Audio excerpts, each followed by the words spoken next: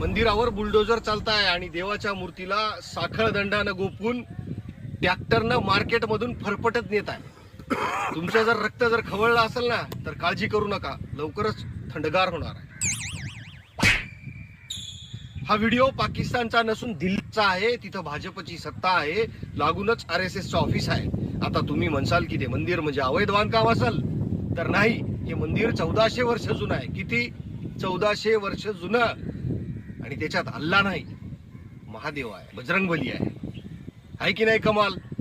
पहिले हिंदू खतरे में होता, आता भगवान खतऱ्यात आहे आणि मोदी का परिवार झोपलेला आहे।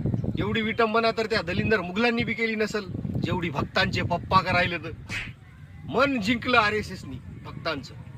देव काय कुठे बी राहू शकतो। RSSच्या मुख्यालयाला कार पार्किंगसाठी जागा लागत होती, फोडलं मंदिर। उद्या अजून काही लागल, काढतील लोक।